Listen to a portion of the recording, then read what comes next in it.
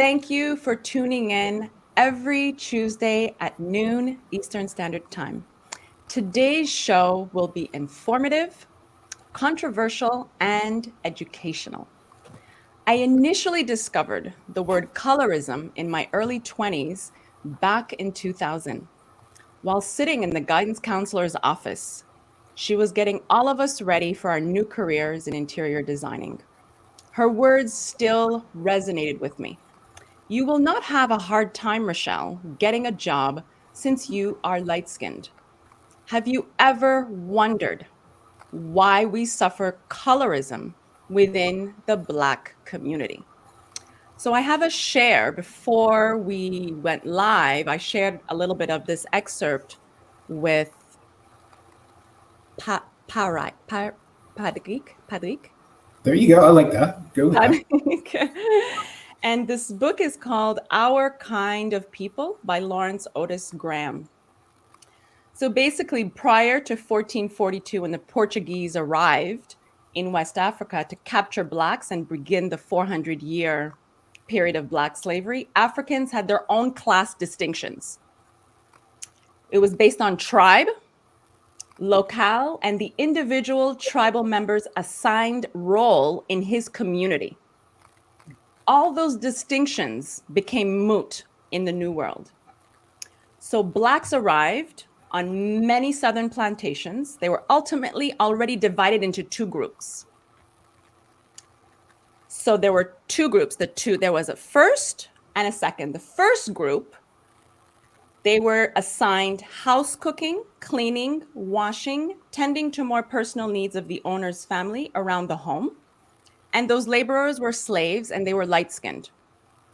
And the darker skin had more laborious work, where they tended the fields, they worked outside, and they were considered field niggers.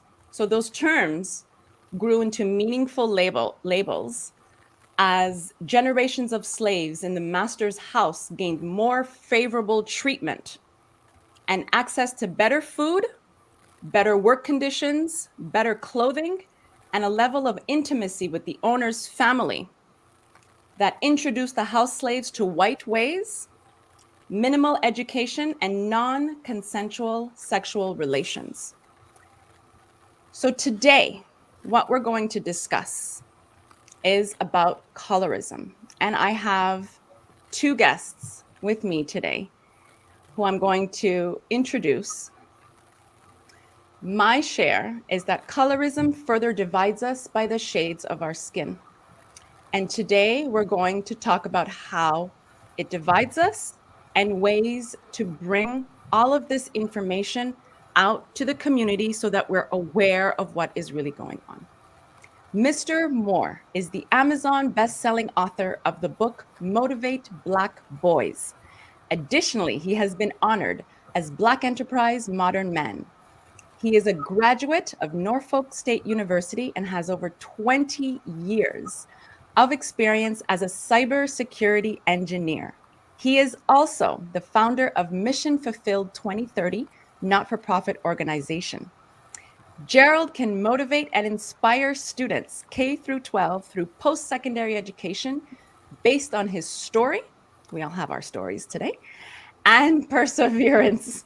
His story has also placed him on stage as a diversity and inclusion speaker. His talks create impact and spur action, whether in the classroom, auditorium, gymnasium, or corporate setting. Gerald, thank you so much and welcome to the show. Thank you, Rochelle, for hosting this platform. It's a pleasure to be here. So, how do you think colorism affects the Black community? Wow, that is such a deep question. And when I look internally and I have to look at my life, right, and how it has impacted my life. And I remember as a young boy when people would reference me, light-skinned Gerald. Like they would reference me, which Gerald? Light-skinned Gerald, right? So even as a youth, I knew that there was a difference. And I also recognize the difference because my mother is dark complexion. My father is light complexion. So there were times I would be with my mother, and I remember how people looked at her versus how people looked at me, whether I was even her child, right? So very early for me, I knew that color had a place, and that Black people in general were going to be treated differently. And I recognized that as soon as I hit school. I recognized that as a teenager, as soon as I hit my teenage years, and the fact that how police engaged me in my neighborhood, I recognized that later on in life, and how even the separation, there came a point in time, like I'm hip hop culture all day. So there came a period of time where in hip hop and in the movie culture, where there was a shift from the light skinned brother to dark skinned brothers are in. So there's always been this divide, right? And then as I moved into corporate, I quickly recognized that because I was a more light skinned, that I had favor. I wasn't treated the best, but I knew there was something different and that I was actually given some favor, not preference, but some favor. And I'll stop there and let Padraig chime in. Right.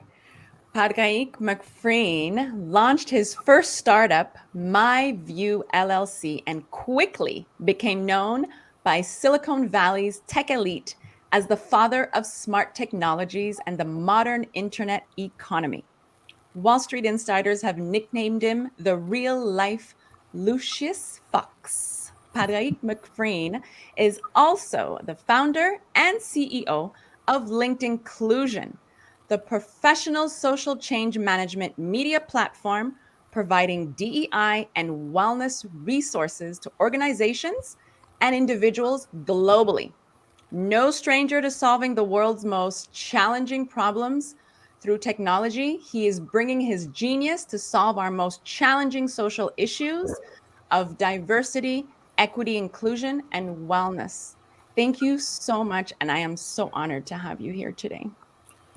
Michelle, thank you so much again. I am honored to be here. Thank you so much for putting this forum together. Thank you so much for inviting me to be a part of your inaugural kickoff of Black Excellence. I am honored, and I look forward to big, big things as an outcome from this conversation here today. So I'll just jump in and give you my perspective here. So as you and I were talking before we got started going live, I believe colorism has been, a divisive tool. But when we think about it foundationally, as I mentioned earlier, colorism has really stunted our ability to even get started. And my personal experiences have been extremely interesting in that my family is diverse. So my family, one side of my family is Irish and Senegalese, and the other side of my family is Spanish. And that means that myself and my siblings, we actually can cover the entire spectrum of skin tones. To my oldest brother, who looks Caucasian, to my youngest sister, who looks very Senegalese. And I kind of fall somewhere in the middle there. And it was interesting growing up as a young kid, we would always play, when the family would come together, we would play this game. And we would say, okay, everybody line up. And we'd say, okay, let's see. It looks like it looks like, well, maybe, well, looks like you'll make it into the house. You can work in the house. But everyone else after you guys go to the field. And there would be jokes around, don't drink coffee. Because if you drink coffee as a young kid, it'll make you darker. Or it's summertime. So when you're in the summer, don't spend too much time in the sun because, sun will make you black, or blacker, right? And so you won't be in the house, but you'll go to the field, what have you. So when I thought about, that experience, that really kind of ingrained not just myself, my siblings, but my cousins, my aunts, my uncles, my grandparents. It's throughout our entire family, we all had this mindset, right? And so the lighter you were in our family, the more you were expected to answer the hard questions, the more you were expected to, know more about legal matters, or, real estate, or investing, or taxation, or, all these various things, or money management generally. When that idea, in essence, continued through school, you recognize that in the community, as Gerald has mentioned. I don't want to restate the things that he has stated here, but I can definitely attest to experiencing those same things. But when I get into the workplace, it was interesting. One of my first companies that I worked for happened to be a Black company. And it was interesting. They told me that I wasn't Black enough to be in certain roles in their company, and that wasn't dark enough, if you will. Then when I later went to other major corporations, if you will, I knew, similar to as Gerald has stated here, that I would receive some favoritism. One, they needed me to be around the room, around the table. So when I look around the table, there's no one that looks like me. But then I also knew that, based on my familial experiences, that I wouldn't make anyone too uncomfortable, right? So I could actually slide people to the side and slide in and get around the table, and everyone would be okay. Oh, that's him. Oh, yeah, he's okay. And then there would always be this thing. He's the Black Irishman, so he's kind of okay, right? But I would look at observers, not only those that were making these statements, and it's fun, right? It's a joke because we're victimized by it, traumatized by it, but we have to laugh along with it to coexist, to get through the day, if you will. But observers, those, when I was coming through the ranks and organizations, we bring on a lot of interns, a lot of interns from primarily Black universities, Hispanic universities, you name it. And they would witness this behavior, and they would witness how I would navigate it. And it would just, in essence, perpetuate the same issue or the same trauma, if you would, on the subsequent generations. Right. You and someone is Volita. Hi, Volita, and thank you for tuning in. She actually had the same question that I had while you were speaking. What does Black enough really mean? So for me, my interpretation of that was, okay, you see my name, everyone can read my name, right? Close your eyes for just a moment and listen to my voice. How do I sound? You know my name now. How do I sound? Do I sound stereotypical in any way? And so open your eyes now. And so you see that I may, my skin tone, right? So a couple of things, it kind of breaks down a couple of ways. One, I don't sound, quote unquote, ghetto. Right. I'm not that, dreadlock. I'm not that, I'm a hip hop guy. I don't look like it, right? Right this moment, maybe not. In your opinion, right? He doesn't look hip hop. Oh yeah, I'm all about hip hop, right? Without question. Right. But I don't look hip hop. You don't look hip hop. You don't sound ghetto. You're not Black enough. So the company that I worked for, I won't mention who they were, but they needed that persona. They needed that, that what they believed to be the grit, the ghetto grit, if you will. And I didn't have it. I was the backup. In this instance, I was more appropriate for the back office. So if you parallel it to what you read earlier at your share, I was definitely a house because, right. So the field, they needed that other field view out in the field for them. So anyway, that's my interpretation of that. And I didn't get those roles and, those promotions because of that factor. Interesting. Gerald? Yeah, I'm gonna look at this from another perspective, right? Padre kind of touched on this, which kind of gave me a flashback from when I first got into the IT and engineering field.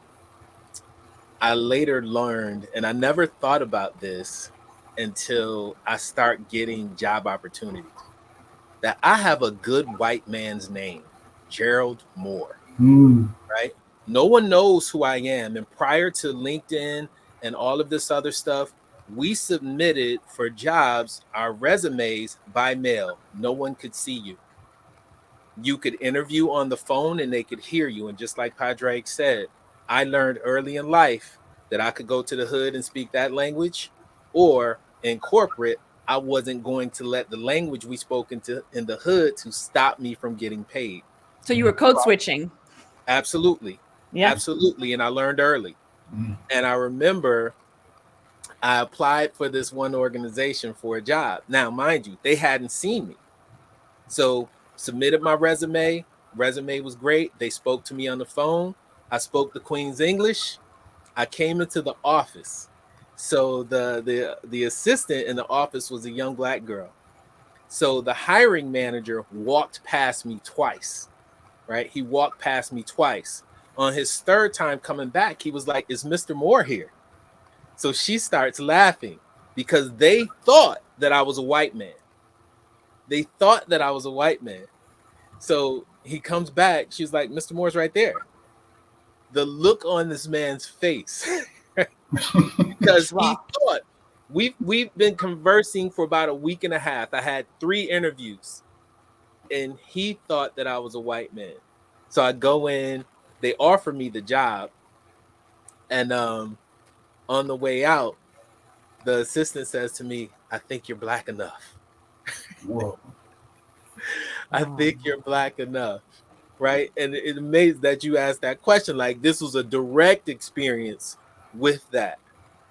And they offered me the job, and I didn't take the job because I knew, based on my interaction with this man, that it wasn't going to be a great opportunity for me. And their expectation, considering they were expecting a white man, right, would definitely change the ball game. But these types of experiences we still are experiencing today, right? In 2021, we're still having these same situations. And the difference is, and what's really hurting us, is the fact that they can see you, and you won't get the opportunity unseen. But back then you didn't see me.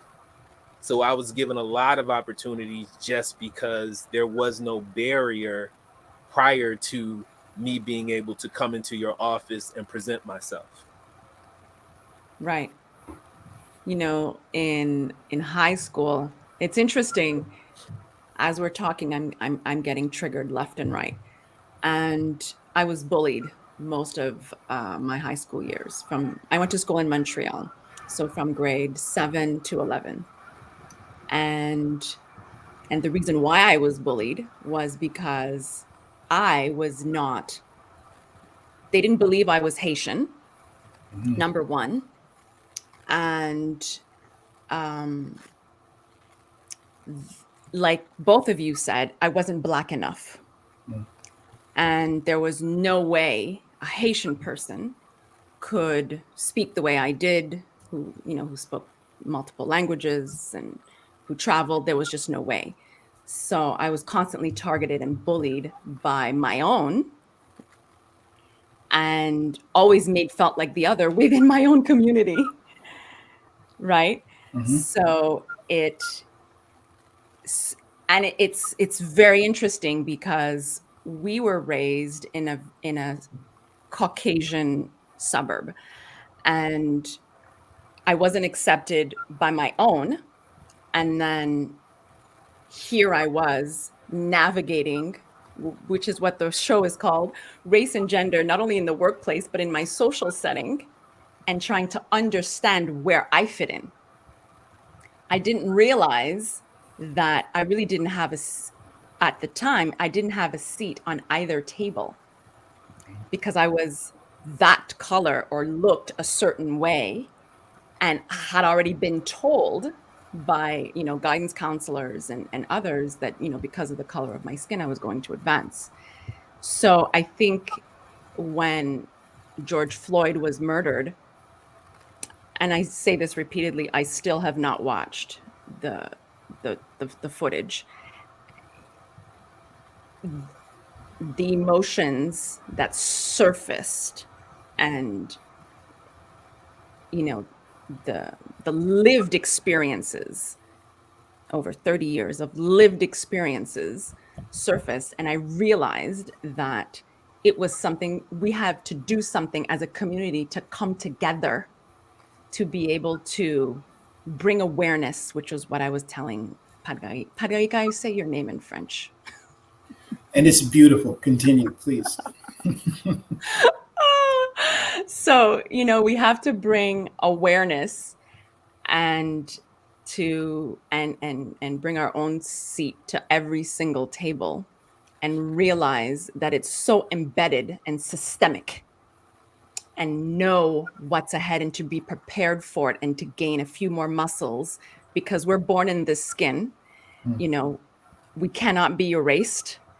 And it's and we talked about code switching. It's a common practice, right, to be able to switch and know when to switch and how to make it work in our best interest. Right? Do you not agree? Absolutely. Absolutely. Like, I realized once I got in corporate that, first of all, my primary responsibility was to my family. And I had a son young. My first son was born when I was 17 years old, and I have full custody of him at 3 months old. And I grew up in a neighborhood that was high crime. And I knew by the time I was 17 years old about 15 boys that had been murdered in that neighborhood that I played youth sports with, ran the streets with. And I knew that I had to get my son out of that situation. And one of the things that I learned was that in order to change the dynamic of how my son was going to grow up, was to change how I spoke, right? To change how I spoke, to change how I communicated. And someone had given me a tape of Les Brown. And on that tape of Les Brown, he said, your ability to speak will determine how much money you can make. Your ability to speak, people will make decisions on who you are as soon as you open your mouth. And I took to that, and I realized that, in order for me to make this shift, I'm going to have to change how I relate, not only in my community, but outside of my community. And I remember getting into college, and I came home after my freshman year that summer, and I went to one of my good friends' houses, and I was talking upstairs, and somebody yelled up from the basement, who that up there talking like a white boy? So he comes up and he's like, oh man, that's Gerald. Dude, why are you talking like that? Dude, what's wrong with you? Why are you talking like that? And I told him, I was like, listen, I am not in no way going to let the way I speak in my community and the way I speak outside deter me from getting opportunities to change the life of my son. Padgaik, you're shaking your head. That resonates very nicely with me. And I remember once where I hadn't actually spoken with one of my siblings in a while. And she was speaking with my mother and said, okay, well, what's his new number? He's got his number. He's traveling all over the world. I don't know what his number is anymore. And so my mother gave her 2 phone numbers. And so she telephoned me, but we hadn't spoken in maybe a year and a half. And I answered the phone, and she hung up. She called back again. I answered the phone again. She hung up. She called back again and said, I'm looking for my brother. And she said, this white man kept answering your phone. And I thought I had the wrong number. So I had code switched so much that it had, and so you switch code, right, and you're on, right? But now you're business traveling, and you're traveling with your team, you're traveling with leadership or whatever. Your code switched on for weeks at a time, and you completely forget who you are, right? And so even on your downtime, you're still, yes, I will talk to you in a moment. I'll be right back, whatever, right? So it's just, it's interesting how we take on these characteristics. I'm trying to find the right word. Really, because as Gerald would say, we're in a survival mode. We've switched a code for survival and advancement. And it becomes a detriment to our community because we're just constantly, all of us are running around in survival mode. And it's for us and our families, us and our family, and we're not necessarily seeing each other, right? And so maybe I'm not saying that correctly, but we're not a community anymore. So you're saying we're not a community because of the code switching?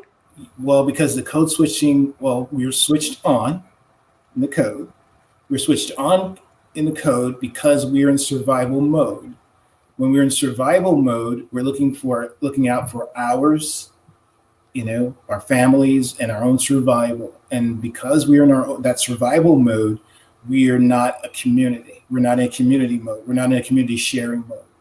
And that's my interpretation of that. Let me chime in on that, Padraig. Yeah. So, and what you're saying is, like, the code switching aspect of it actually causes a conflict with others in your community, because now they are wondering, are you still on our team? Mm-hmm. I've been asked this, dude, are you still on the team? Because, my ability to communicate in both those circles, which has become a survival mechanism in order to move my family from one economic standing to another economic standing. But coming back to the community, there's that conflict on whether you're still with us. Are you still with us? And unfortunately, that still exists today. I remember when my son got older, he was in high school, and I had just gotten off a business call, and we were sitting at the same table. I had just gotten off a business call, and then one of my friends called right after. So my son was like, how do you do that? How do you go from, this straight-laced person to next, you cursing and everything in this next conversation and, splitting verbs and you went from this corporate person to this guy. And I was like, that's what I have to do.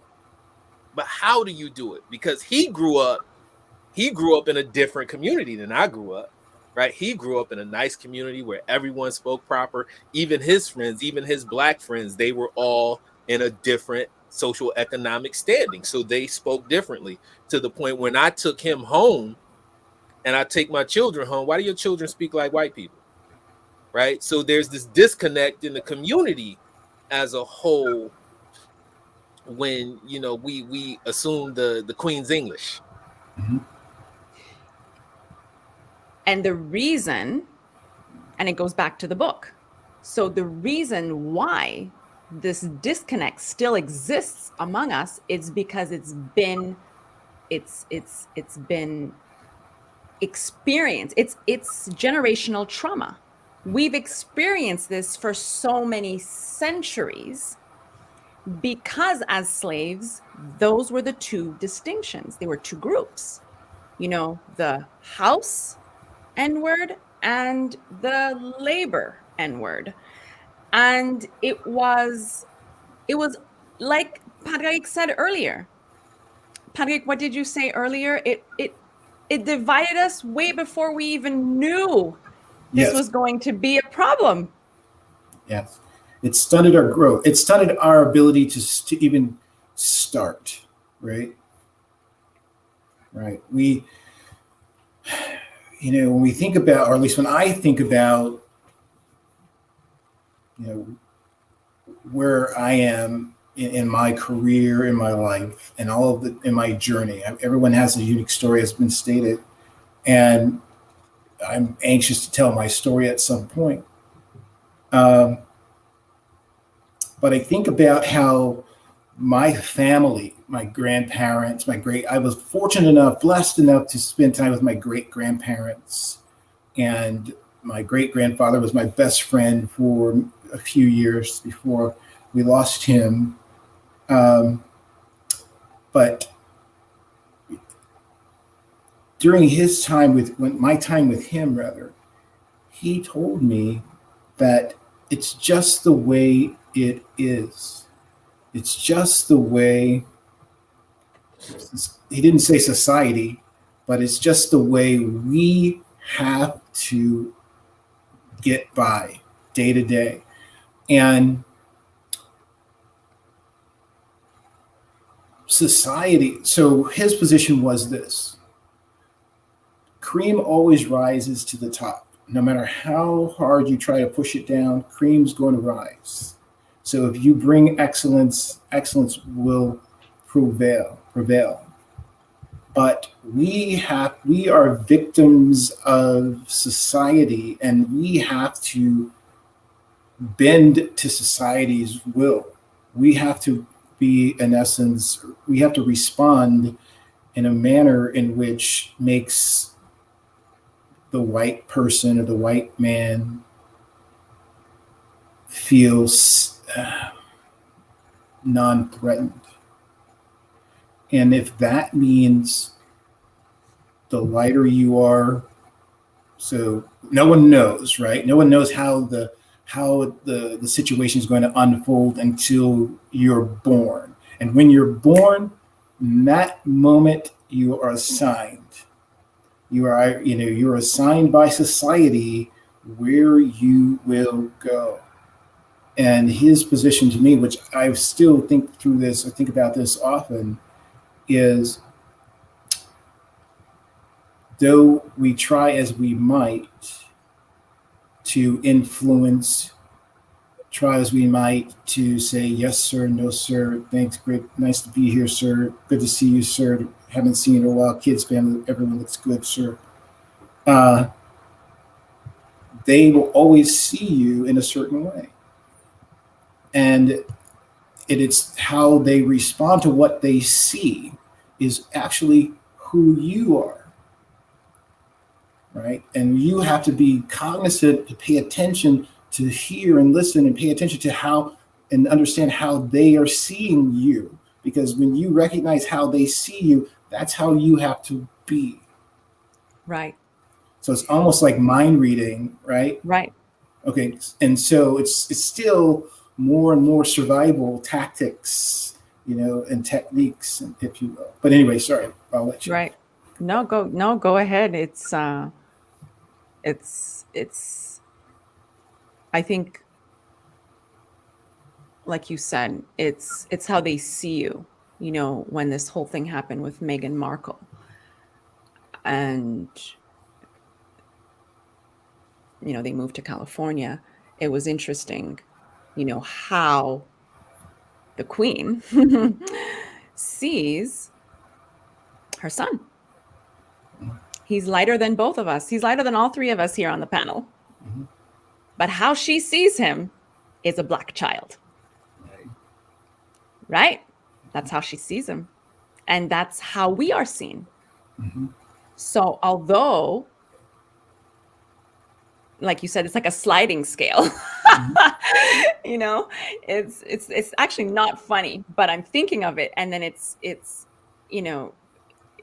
it's like this in India. I read an article on NPR, and it's the same in India, where the lighter you are, the more opportunities and it's how they see you, and it's how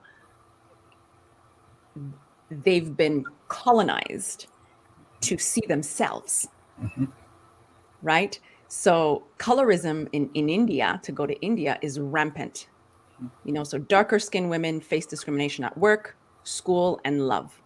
And according to the World Health Organization, half of all skincare products in India are lighteners.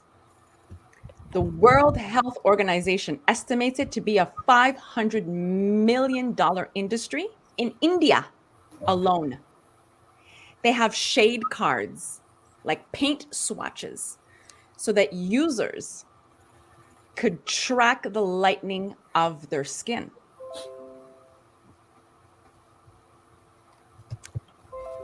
It's our reality. So Rochelle, I want to ask you a question. How often for you in your life did the light skin, good hair comment come up? All my life. So I have a daughter. So my daughter is very fair, and she's a dancer, right? So she does ballet and she does jazz and all of this stuff, right? And my oldest daughter also did dance for a period of time.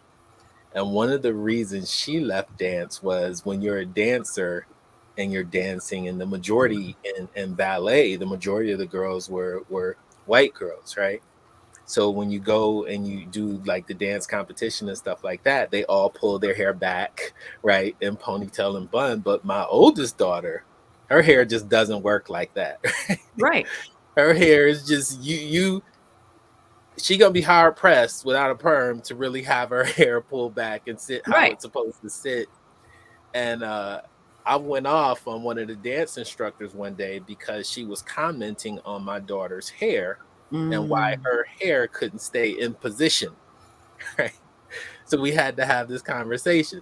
So my younger daughter, so my older daughter, she's a tennis player now, and she left dance because of that and because of how she felt while she was doing it. My right. younger daughter loves it. Now, my younger daughter is more fair, and the texture of her hair is fine. So she can pull back the Right. ponytail with no problem. And my older daughter, rags her on that. She said, the only reason you're sticking with dance is because you got good hair. Ah. Right? So it's a thing. And Yep. without thinking about it, it's a thing. It's something that my daughter thinks about to this day. She's Yep. 21 years old now. She Yep. thinks about that. That has impacted her in her life. Of And at course. some point, it's impacting my youngest daughter in her relationship with dance, which she loves. But there's been times where she knew she didn't get the lead part because she Right. was a black girl. And Right. she knows this and she openly talks about it. But this Right. is something that's going to impact her for her life. And for me, her father and her, there's nothing we can do about it. We could take her out. We could find, all black dance troupe. But, where we are, that's what they have. That's what she likes to do. But we absolutely know this is something that's going to impact her and make an impression on her and how she navigates her life as an adult. And this concerns me. Right. So I'm always talking to her about who she is and how she shows up. And the fact that as a young person who really doesn't understand code switching but is doing it, and how that's going to impact her and her future relationships. So, this is something that, definitely is impacting our children all the way up in how we navigate through life, in the long term. Right. And again, it's interesting because I have a six-year old. She'll be 7 in a couple of days. And yeah, it's I say this because I think we have a duty and an obligation to our children. I was a teacher also for 25 years. So students to the next generation to embrace who they are, irrespective of the color of their skin, irrespective of the type of hair that they have. And my daughter went through a phase. She's got blue eyes, fair skin, and long curly hair. She went through a phase of constantly and she was 3. Because of the environment that she was in, she kept telling me to pull her hair because she didn't want it curly. Because she was in her 3-year-old mind, she was telling herself, in order to be accepted, I need to look like everybody in my little daycare classroom. So I remember phone calling my mom and my sister, devastated. I'm like, I cannot believe this. They said, go on Amazon, get all the princesses books, Tiana, who's Black, get all the possible books that you can get with only brown and Black characters. And I needed to have another plan, was to take her out of that environment, although because we were there because it was a good school and, so take her out of the environment and then go into a more diverse environment where we were all different shades of brown. You see? And it was a lot of, your hair is beautiful the way it is. We can all be different and all be beautiful. And, and Little Leaders, the book called Little Leaders, all these, beautiful Black women, astronauts, scientists, the first Black woman to the moon. I mean, if we do not educate our children and let them know who they really are and have representation, they need to have representation. You see what I mean? Mhm. And it's a lot of, you have to be cognizant. And like we said it before coming on the show, we have to bring awareness to them.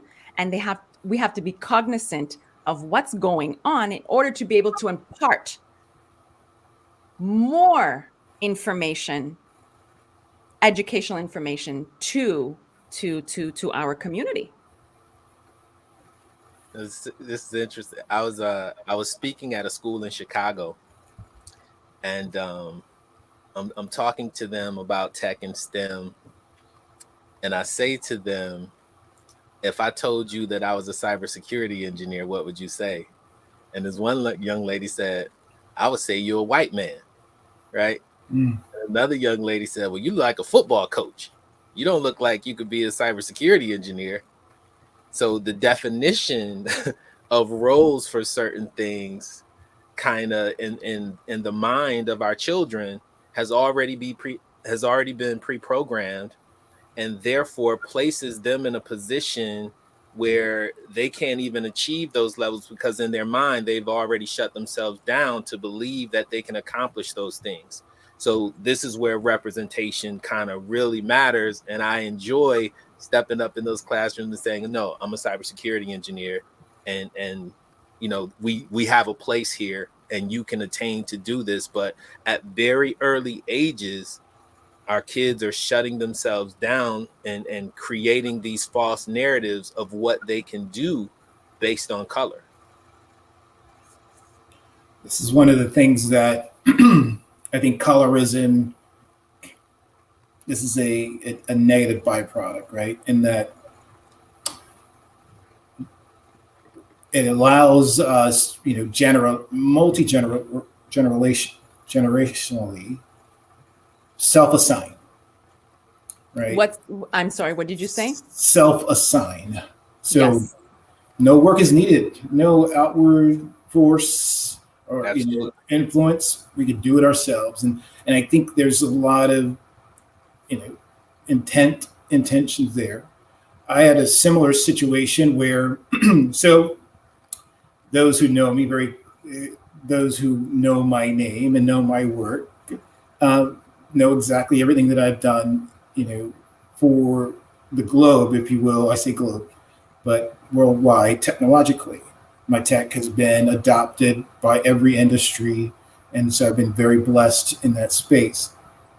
I was given by insiders at Wall Street the nickname Lucius Fox, because if you know Lucius Fox, the character is a Batman support character where it's a Black guy. He's the genius, but he's in the basement and he's behind all the tech that makes Batman, but nobody knows anything about him, right? So about 3 years ago, Wall Street insiders came to me and said, we need to start writing articles about you because we didn't know all these stories about smart technology and you being the genesis of a lot of these things. So you are indeed officially Lucius Fox of smart tech or whatever. And so it was then suggested that I go and speak to young kids about tech and STEM, robotics, and various other areas of interest. I'm a huge, obviously, tech person, but it's more than just a profession. It's who I am. So I internalize this stuff. Um, so the first thing I did was that I went on stage, the first presentation that I made, and I put my name and picture up there. And I said, okay, for the next 3 or 4 minutes, anyone, just raise your hand. I'll call on you. Tell me what I do, and tell me why I'm here. Right? No one child got there.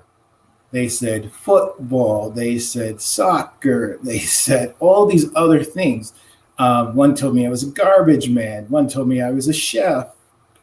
You know, and then when I turned on the presentation and put all these things up, and they said, "Well, actually, I'm the person who's responsible for, all of these things," and their mouths just opened, and you just heard the ah. And then at the end, during the Q&A, about 40 questions. I couldn't get to all of them, but do you mean I can be? Do you mean I can do? Do you mean that I don't have to play basketball? I don't have to play football? I can do this? You absolutely can. Well, when can I start? You can start right now, right? And so the colorism is working. And I think if you were to say it's a system, to help us, control us, to keep us separated, to keep us divided, to keep us mooted, it's working. It's working. And it's a time, I think, and this is a perfect opportunity, it's a time to disrupt the system, right? Absolutely. It's a time to, really say no more. And I appreciate this conversation because it allows me to say these things, obviously, and I appreciate that. And it allows us to hear Gerald's story and your story, and it allows us to tell these stories. And I think this is a first great step to disrupting the system. Absolutely. Absolutely. Barbara Ann, thank you, Barbara, for sharing your comment. I'm going to read what she says. She says, the roadblocks I've encountered include being excluded from certain roles for not being Black enough, as we talked about earlier, being assigned to all the diversity stuff based on my skin color, assumptions that I speak Spanish because of my skin tone, exclusion from covering certain territories because I'm a minority. I could go on and on. It always comes down to being the only one, or not really Black or not white. So Perfect Pitches by Precious. She's been on the show several times. She says, when you are all talking, what you are all talking about is very necessary. I needed to hear this today. And Barbara again, she says, I have increasingly passed on opportunities that want me to be something I'm not. How many people here have chosen to show up as their true, authentic selves because they would rather associate with those who can accept you for who you truly are? Well, I'm guilty. Yeah, share the guilt. I'm guilty, and so I'm gonna give a good story. So I recently last year, 2020, I left corporate for good, right? Because I couldn't do it anymore. I'm 20 years in, Gerald. You did it. You've done it. Now it's time to help others and change this narrative. So I wrote this book, right? Motivate Black Boys. And this African woman, we had a new African woman cybersecurity engineer. She came in, of course, I'm the only Black guy there, so I take her under my wing. So she's telling me, well, I would love to get my sons. I have some young sons, they're 5 and 8, and I want to get them into some type of IT or STEM program. And I said to her, I have one. And she was like, what do you mean? I said, I have one. I've run this organization called Mission Fulfilled 2030, and we create tech and STEM programs for Black boys that are led by Black men. And she was like, what do you mean, Gerald? And I was like, I have a program. So then I say to her, I give her a link so she could look it up. So she comes across my book, Motivate Black Boys. Now, mind you, I've been working for this company 3 or 4 years. No one knows that I have a book. No one knows that I have a book because I knew just the title alone is going to cause problems in the infrastructure where I work. Right. So mind you, she's African. She doesn't understand, colorism in the way we know it in the US, right? So she's like, well, everybody should know, right? This is great. Everybody should know. And I'm like, this is not the environment. So she goes, starts telling everybody, did you know, so I brought her a book. She goes showing everybody in the office, did you know Gerald has this book? Gerald's an Amazon best-selling author, and he's right here with us. Like, she was excited, right? Right. So I had to have a conversation with her. I was like, listen, this is going to cause a problem. She was like, why? I was like, all right, let's just let it play out. So the next meeting we went to, so you got all these white guys that I work with.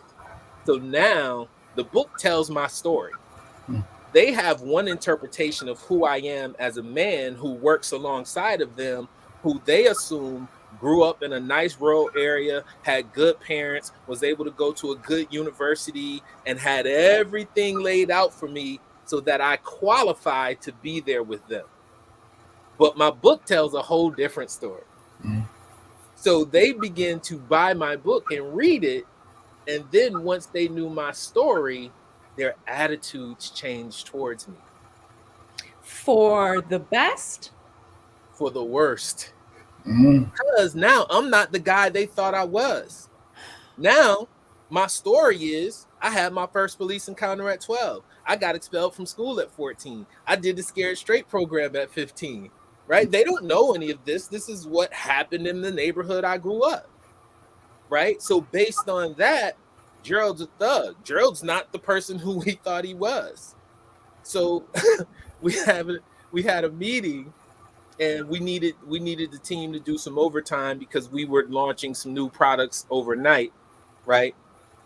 And a random gentleman says in the meeting, well, Gerald's out here writing books and stuff, doing thug life. So I don't know if Gerald's going to be able to. And it was at that moment where it was probably the first time where I ever just went for it and went straight hood. It was that moment, and everybody sitting there looking at me with mouth open. Boiling. And I was dropping explicitives and everything. I gave everything I had. And at that moment, I realized I'm done with it. You're gonna take me as I am. I'm no longer playing this role. I can't tolerate it anymore. And I'm done. And it was at that moment, and I knew just within myself, Gerald, you got to find something else to do. I'm done. And that's when I started preparing my escape plan. So that was your breaking point. That was it. Because I knew, and I had to question, like, this African woman forced me to question myself. Why? Yes. Why are you doing this? Is it worth it?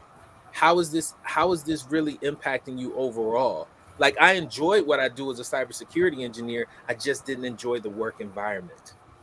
Right. So there's this thing that I love about what I do, but I'm not able to do it in an environment that's conducive really to my health. If you're going to be stressed out 40 hours a week, right, how is that impacting you inside? How is that impacting your health? And I just realized, it was a come to Jesus moment where Gerald make a decision. And I knew at that moment, I was like, not only am I going to leave this environment, but I'm going to fulfill this mission to impact 100,000 boys in tech and STEM, Black boys, and have them ready and prepared and have an understanding of what we're dealing with. Right. And it's open to both of you. Do you think, we talked about representation, do you think that it's utterly imperative for us to have more role models? Absolutely.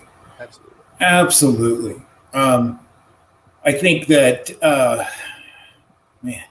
this is a big subject, and if you have this another episode and you want to talk about this again, be sure to ask me, I will definitely raise my hand to come back. I'm already thinking of the 9th of November, but I'll get back to you. To both of you. So, okay, so, wow. Let me just answer the other question and then jump into that real quick. So, I definitely, I found, and it wasn't my intent when I launched my first startup in 2000, that my tech was going to change the world. I knew it was going to be big. I knew when I had meetings with Bell Labs and others really soon after launch that something big was happening. I did not know that I was going to be sidelined with my own work, right? We can talk about that at some other point in time. What that experience has done for me is it really just, obviously I know my tech, I know all the things that I've done and can do, and I've been recruited heavily by big corporations to help them navigate technology, help them navigate what's next. Recently, I was asked by a very large tech company, one of the top ones, to help their leadership navigate what's next. In those conversations, just in preparation for those conversations, the work wasn't going in the direction that I thought it should, right? We had lost George Floyd, we were in pandemic, big issues. We need to address those. We weren't. We were just basically going to come up with new ideas to make more people more money and advance the ball in some other core, but not those that are most important. So I exited that exercise and then launched Linked Inclusion. Linked Inclusion basically is to make a difference for everyone, to give us a safe space so that we don't have to be on code or in code, so that we can basically relax, be ourselves, show up for who we are as we are, and move forward as we are, and be comfortable with one another and ourselves first, and then with each other. And then I think that will lead to some level of disruption in the system, if you will. Now, do we need more role models? Absolutely. I think both Gerald and I don't want to speak for Gerald, but I think we both have stated that kids are amazed, the world changes for these children, young adults, when they see us in a different light, when they don't see us on the news, when they don't see us shooting baskets or running it into an end zone or what have you. Those are great professions. I obviously respect all of them and would be honored if I could play or any of those, obviously. But my skills are in another arena. My skills, right. I'm a scientist, I'm a designer, I'm an innovator, I'm an inventor. But I think more than anything, I'm trying to be an influence to others so that others can see by my actions, by my excellence, by my commitment, my consistencies, that I'm here, I show up, I show out, and I want to make sure that, some of it gets on someone else, behind me or beside me, so that they can continue to do the exact same thing. So if someone is creating a list of role models, put my name on that list and get me involved. Right. Yeah, think about this, Rochelle. We get really excited when a Black man or Black woman makes it into one of our Ivy League schools. Mm-hmm. We get really excited. They've made it. But once they've done that and they've achieved that accomplishment, they actually become invisible, because it's highly likely that they're not going to bring that back to their communities. And it's highly likely they're going to be moved to a status where, based on this conversation that we're having, their ability to code switch and not wanting to leave this elite status that they've accomplished forces them to actually take a side, one where they become invisible to the Black community. Most of our STEM professionals sit in this space, right? So as a cybersecurity engineer alone, as a 20-year federal government contract worker, I'm invisible. Right. I'm not as visible as the athlete. I'm invisible. I'm working. I'm trying to take care of my family. There is no forward facing. And traditionally, typically, when we're able to do that, the communities that we were raised in, we're leaving that community. We're leaving that community because we've achieved another level of economic status where we want to go, where we feel there's a better standard of living, which for a lot of us, and we still have a lot of people who are first generation college graduates, so we are still trying to get in a place where we can leave a condition where we become invisible. So at a level of being, being representative of our community, we actually disappear from our community. And I think this happens at a very high rate. And once I realized, one of the reasons that I went back to my community was because I had a young son, and I knew I was going to be hard on my son. So because I knew I was going to be hard on him, I went back to the hood and start working with other kids his age so that I could spread the punishments. I could spread the hard work. I could spread the discipline. But more so, one of the only reasons I did that was because I had a young son. Had I not had a young son, I would have been invisible to my community. Absolutely. Absolutely. And that's exactly what this book talks about, our kind of people. And when the author, Lawrence Otis Graham, decided to write this book, he interviewed hundreds of Black elite families, and they were outraged that he was writing this book, because they said, now that you've written this book and you've exposed us, we're going to be hated by the Black community. And well, your own family. Yes. Yeah. Like I've my own family has separated me because of my ability to make an economic jump, and trying to bring them along is has become a pain and hurtful in a lot of our families and communities. Right. Absolutely. And it's a mindset, right? We talked about that earlier on in the show. It's a mindset. I told my daughter the other day, I told her, I don't remember how the conversation came about. And she said, she asked me, where did I live when I moved to Miami? And I said, well, I lived on the beach. But she's 6. And I didn't realize where she was coming from. So she said, oh, mommy, you were poor. And then I said, oh, no. I said, I lived in a house. But I understood now. I was like, oh, we lived on the beach next to the ocean. And then I said, well, there's 2 ways of seeing poor. I said, you can have a poor mentality and you can be poor financially. So I said, she goes, oh. She said, well, what's the poor mentality? And I said, well, when we do our affirmations, when I drive her to school in the morning, we do affirmations. I am brave. I am courageous. I am enough. I am beautiful. I accept who I am. I love my broad nose. We do all these affirmations. I said, that's not a poor mentality, a poor mindset. I said, that's a great mindset. And she said, oh. So she goes, poor is not a good mentality to have. I said, no. I said, you have to have a great mindset. So it's interesting that it develops, in ways where, like you said, it's very hurtful, because it really stems from the mindset. It's what they were conditioned to believe, and you saw the opportunity. You knew you had to make a change for your son, and exit it to elevate the socioeconomic status, to give him better, but to bring him back as well, to show, now that you know this, or now that dad knows this, or now that he's capable of helping people, like you also, Patty, like you go back and you say, this is what we're going to do to uplift you, to bring you here so that you can continue going back. It's a cycle. We have to be able to continuously be role models.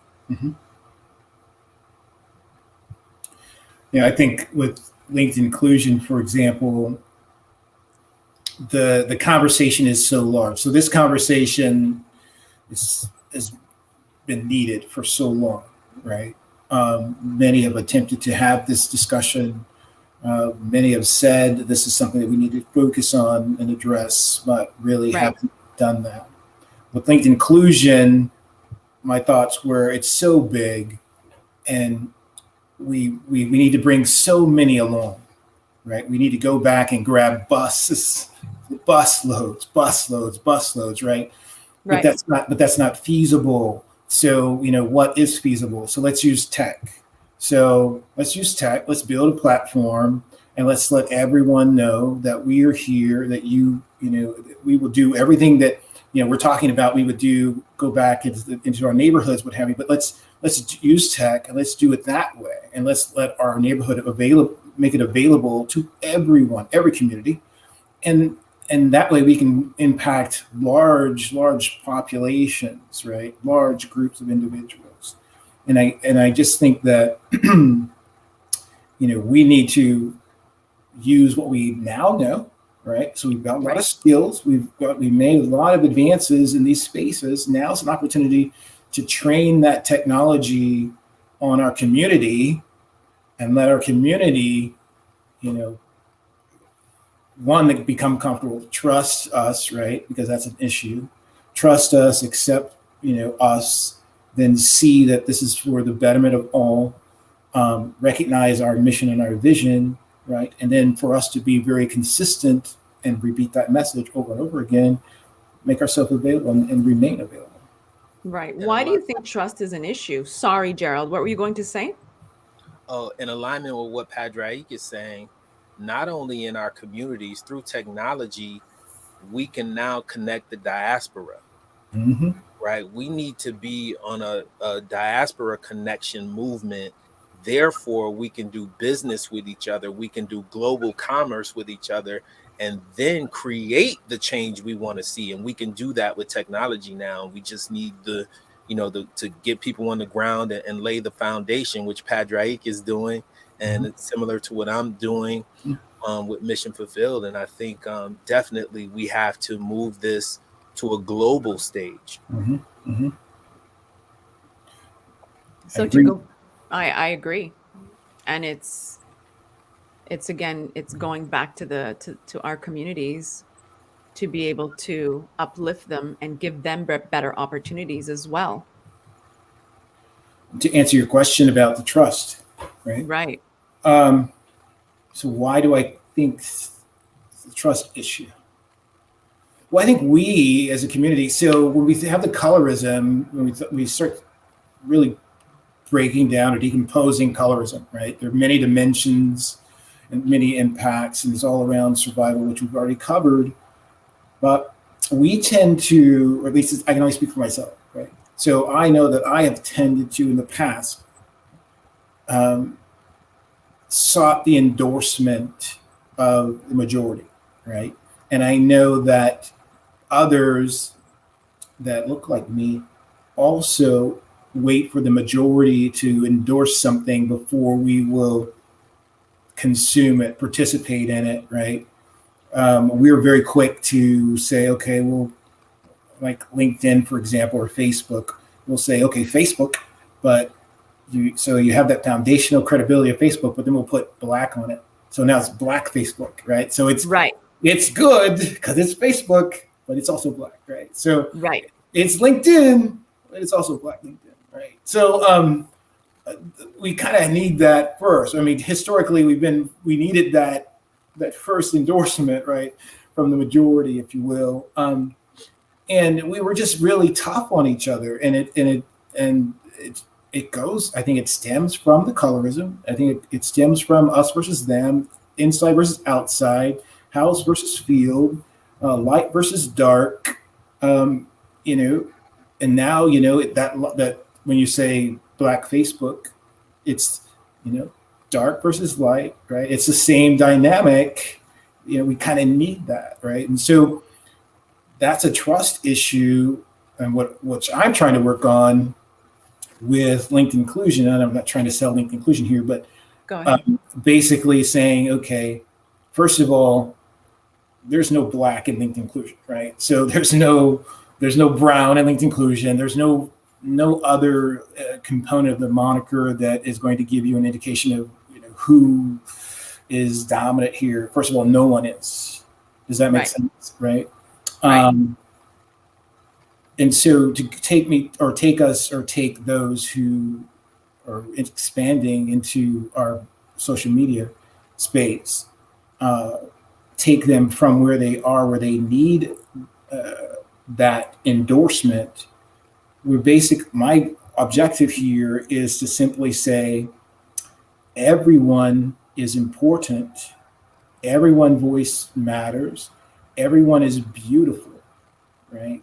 And everyone has a story and a journey, and it is absolutely interesting. And I absolutely want to hear it, right? And I want to see it. And if you express yourself through art, through music, through poetry, through tech, through food, even if you just get up and you want to yell and that's who you are, do it, bring it, because it's beautiful and you don't need to fit into these categories, right? Right. Because we all have diverse, and we're Right. just missing out on this rich diversity, at this time in my mind. And so, anyway, that's my response on the trust question. So, Padre and Rochelle, I have to chime in on this. So, think about this, right, and how this impacts us in relation to trust, right? So, you'll have Jay-Z and Beyonce, right? And we have all these other major corporations going to pull them in and have them endorse something because as a community, they're looking to the trust that we have in those individuals, right? Yes. So they get immense opportunity just because they're throwing down the trust factor. They trust them, right? Mm-hmm. They go get the Will Smith because we trust him. And then you have somebody like Padre, who has an awesome platform, and you have somebody like me who has an awesome platform, right? Mission Fulfilled 2030, nonprofit organization to help Black boys prepare for tech and STEM careers of the future. The number one investor in that is white women. The reason why white women are the biggest investor, because the white women don't look at me as threatening and they think it's something that's cute. The reason why Black people are not funding, because of the trust issue. What is he going to do with the money? Yep. What is he going to do with the money? So because I don't trust what he's going to do with the money as a Black man, I'll give him hearts and likes. And that is when you talk about trust and what happens in community. And, we can look at everything that happened with the whole Black Lives Matter movement, which goes to discredit trust of Black people and how they manage funds when we've never vetted those people at all in the first place, right? But when we talk about trust and distrust amongst the Black community, that's something we definitely has to repair, because it definitely, in regards to colorism, right? Colorism and trust, that's probably one of the biggest issues that we have in our ability to grow and our ability to rebuild community and rebuild families. Amen. You think there's a way to eliminate,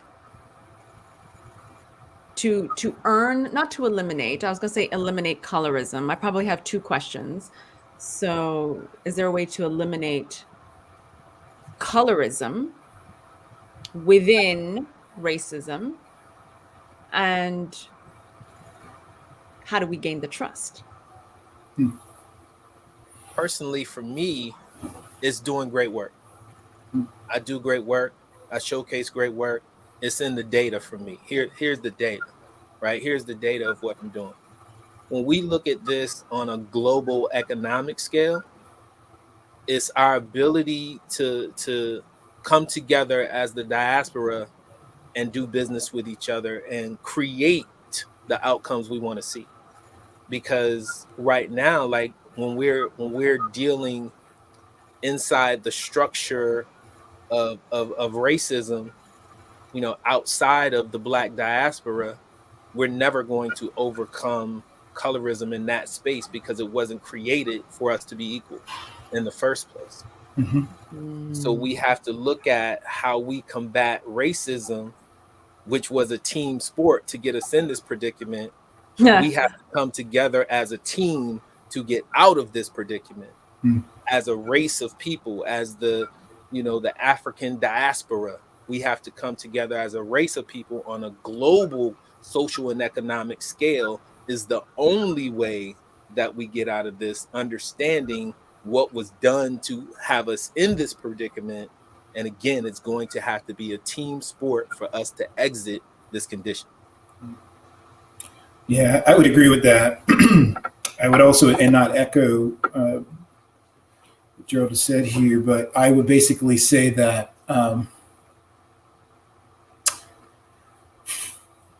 where to start, right? The question of where to start. Because there's so many moving parts. And that's, that was the one, the fact that when you start doing the analyses, you recognize that there are so many parts, right? And so that's what led me to linked inclusion, because I just couldn't do it as an individual. And I ran the analysis and I went around the globe and I talked to many, many experts in many communities and really concluded that just couldn't do it the way, one person couldn't do it. A group of people couldn't do it. We, as a community of humans, of humanity, we need to do this work.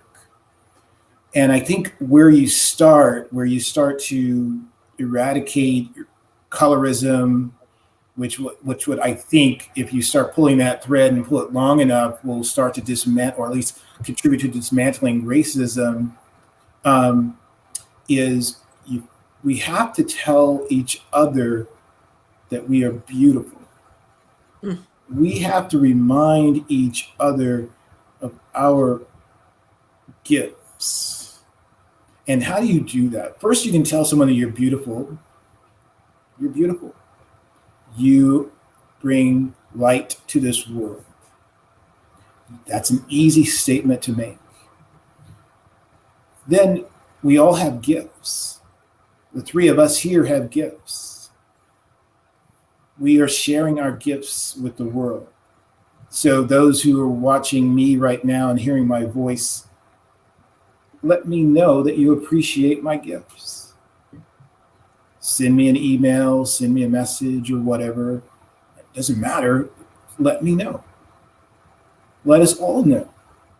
And even those that are not on stage here today, but someone that's sitting next to you or somebody you speak to on a regular basis that you take for granted or whatever in your community, let them know that you appreciate their gifts. Let them know that they are beautiful. Let them know that they bring light, right?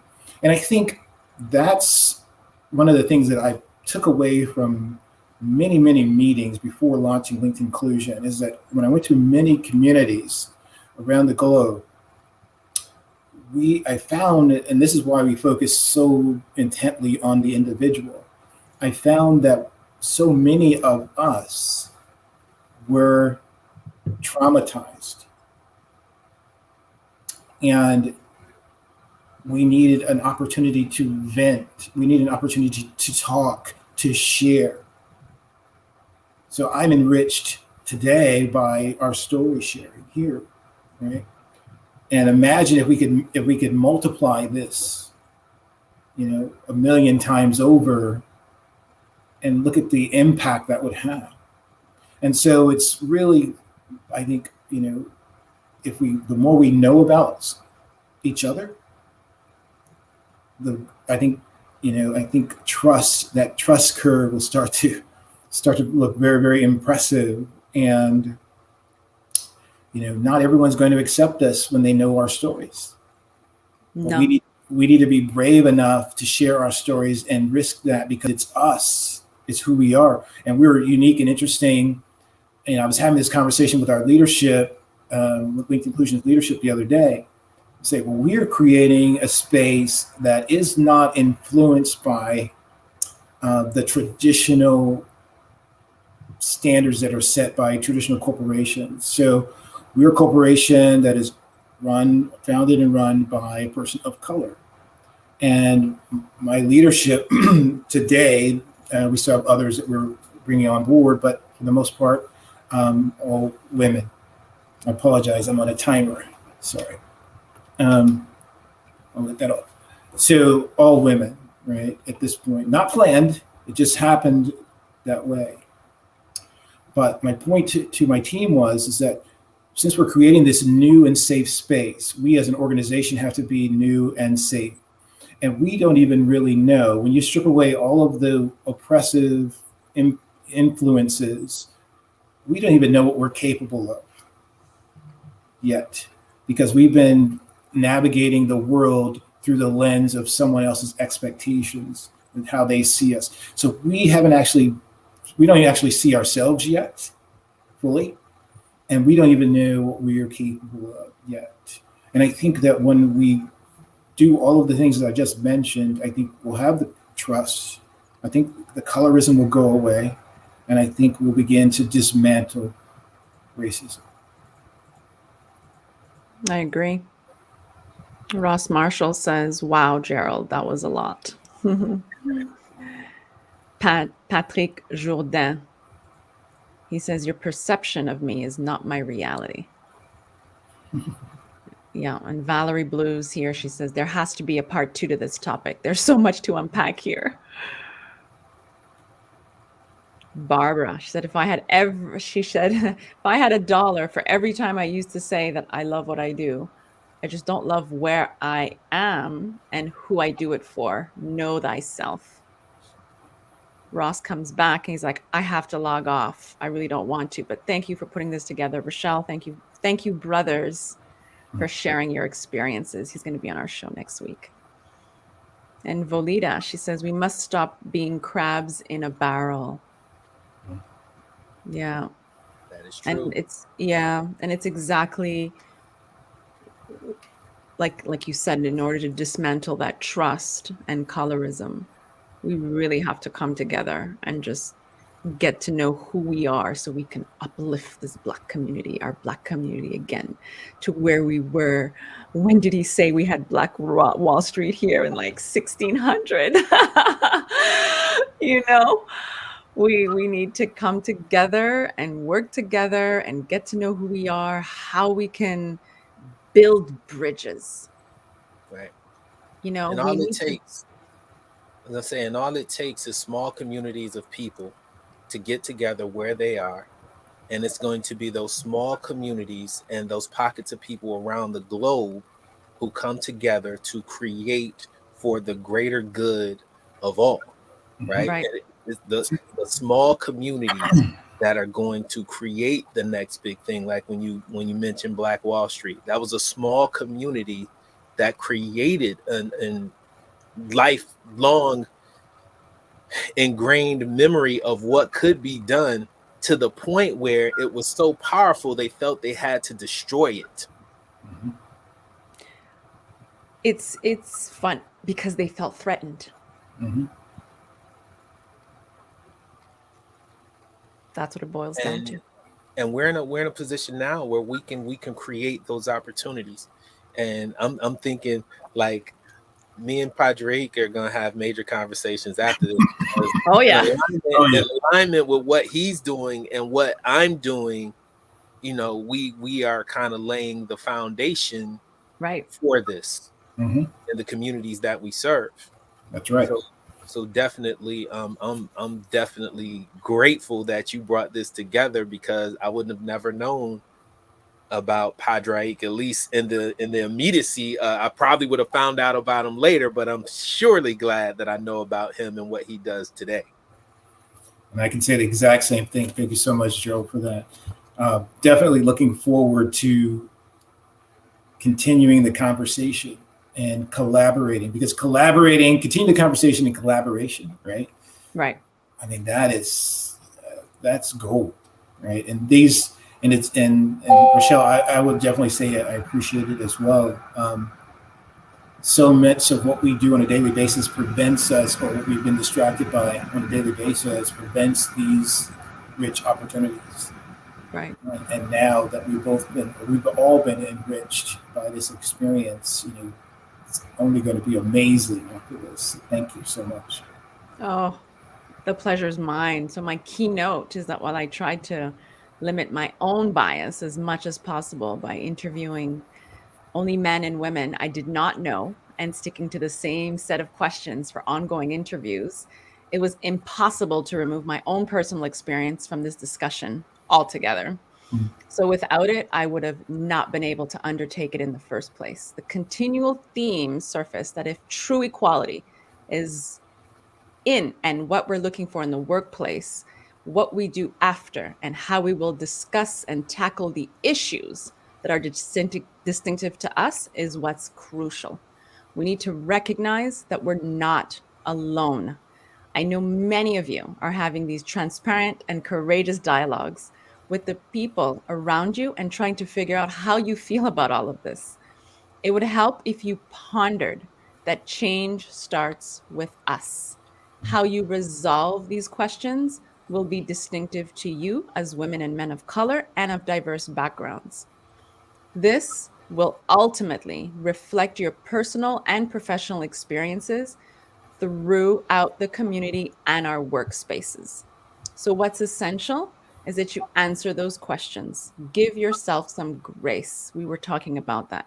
Celebrate the small wins, come together so we can understand that we really want to bring awareness to the community and we want to collaborate so we can uplift and and share our experiences like we have today. I want to thank you both so much. It was really my honor to have you both here. I feel like I'm part of a little family now. Yeah, it's amazing. I'm so happy you both said yes, and we'll definitely have a part two. I'm reading as I'm speaking to both of you. I'm reading the comments, and they said they're looking forward to a part two. So we can definitely chat some more. And I was honored. Again, I'm truly blessed and honored to have both of you on the panel today. Thank you so much. And part two is a definite, as I have so many more stories. As do I. As do I. Absolutely. I'm in. Oh, yes, same here. And everyone says, thank you so much. I'm happy I tuned in. Looking forward to part two. And so much to unpack. Thank you, Gerald, for sharing. So, again, thank you again for tuning in. Send us comments on YouTube, Facebook, Instagram, and LinkedIn. And have a great afternoon. Thank you so much. Thank you. Thank you.